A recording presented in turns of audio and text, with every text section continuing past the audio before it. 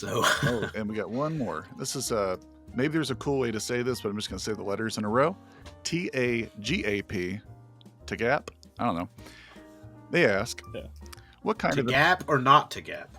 That's the question. Yeah. That is the query. All right, and they ask, what kind of an arcane ritual must one perform to get more physical Hulshult albums? Just point us to the right forbidden codex, and we'll get it started. Oh. Jeez. I mean, like, I don't know. A monthly subscription to Adderall that doesn't affect me in the long term? You're asking, how do we make you work more? Like, Clearly you aren't doing enough. Take it easy. I don't. No.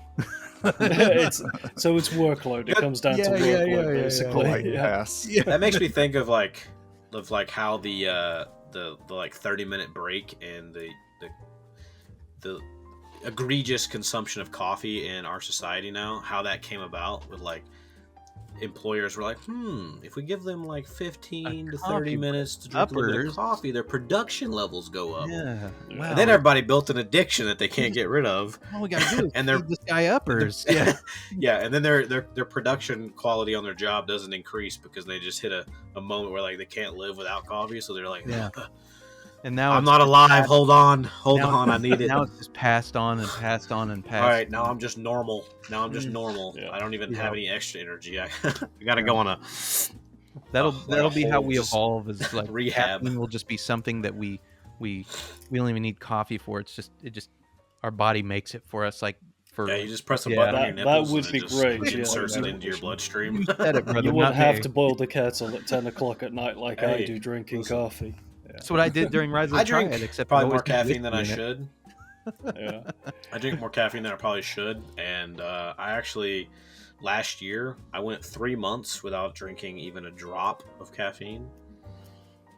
That's when I truly understood the power and the curse that is caffeine, because it's probably one of the worst drugs out there, and I still consume it every single day. Just a heads up, but it's hardcore though, because it's like those 3 months was like that whole thing was this detoxing from caffeine, and when it was all gone, and I was just like, wow, okay, I'm more concentrated, more clear-headed, and like if I do get like for instance, the first time I had caffeine after 3 months, it was like I just shot adrenaline into my arm. You know what I mean? Like I was just like, it's interesting like you say insane. that, because like I have been thinking about doing that recently, because like it sucks. I would do that. Well, I would do that about once every like year and a half, 2 years, where there would be like just a month or like a couple months where it would just be nothing, and like you are way more focused. But the problem is the moment that you're just like, man, I'm not feeling it today, and you have a coffee, it works way too well.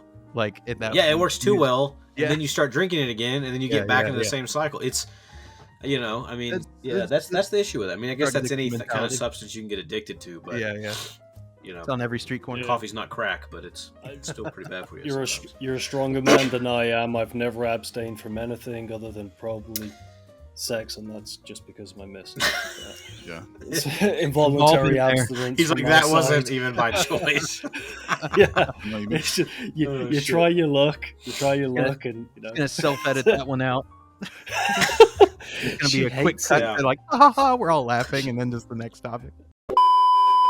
Hey, by the way, like, very much appreciate that you like the medieval soundtrack so much. That's so cool. Like I love when people specifically point out that game, because it's such a different, it's such a different departure on my work, but I really wanted that to like stand out, and we worked really hard on that one. So thank you so much for listening, and I'm glad that's cool.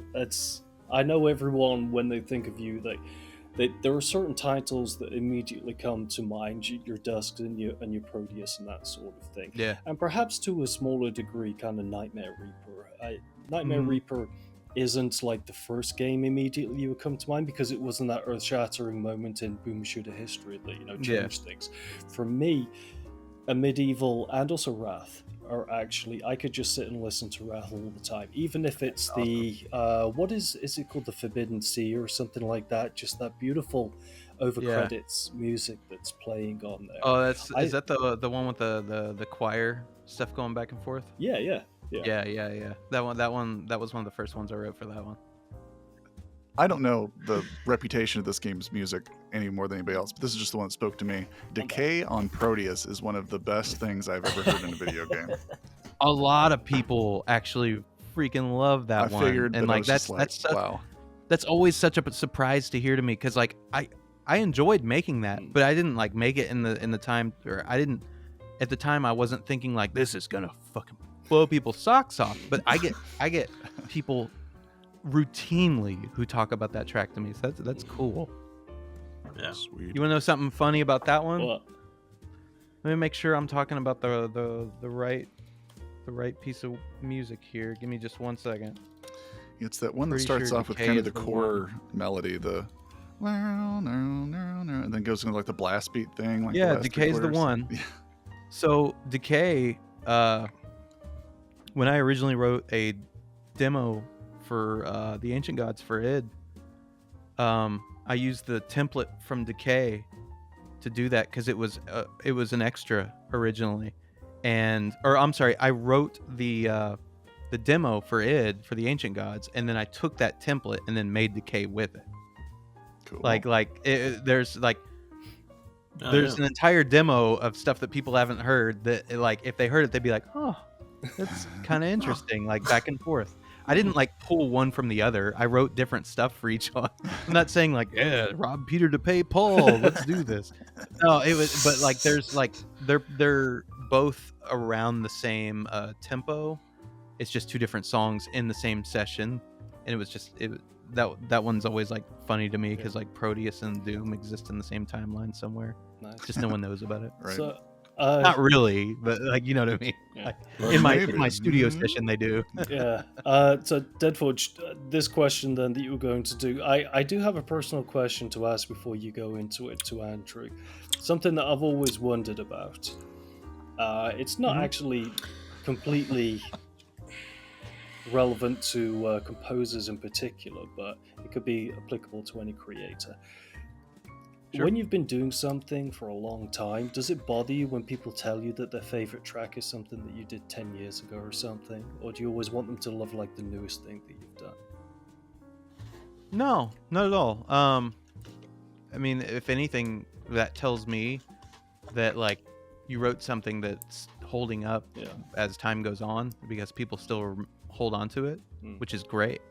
I love that. Yeah. I mean, yeah, like whenever I put out something new, I'm always just like, hey, shiny new thing, please, shiny new thing. You know, like that's every artist ever. Yeah. It's always, hey, here's the shiny new thing. This is me now. I'm really excited about it. But like, in order for people to be excited about what the new shiny thing is, they have to be excited also about what the old shiny thing was that's still standing up over there. True. As, in some cases, a monolith. Yeah. Like it grows beyond anything that you'll ever write again for some artists. Yeah. So yeah, like no, that doesn't bother me at all. Okay, cool. Because the example I always think of is like someone like Martin Scorsese or someone, where they always say, "Oh, you know, the movie that you made 30 years ago is my favorite of your movies," and the kind of, well, you know, I have done other things since then, sort of, you know, feeling that may arise from it. I mean, I think that's the curse of being a master of your work, is you're gonna have something. But, you know, that could go for the new thing and the old thing. It's like there's always going to be something that you made that somebody who loves what you made is going to take, and that's going to be the example for everything ever related to that they ever talk about. You know, if it's like this one score or this one movie or this one game that really impacted them at a certain point. Yeah. Look at Metallica. Like everybody's like, wow, I really wish that you'd write something that was like Master of Puppets or Injustice for All again for the last like 25 years. Like, you know, but they're still writing records. Like they don't fucking care. Yeah. Like, you know. Yeah.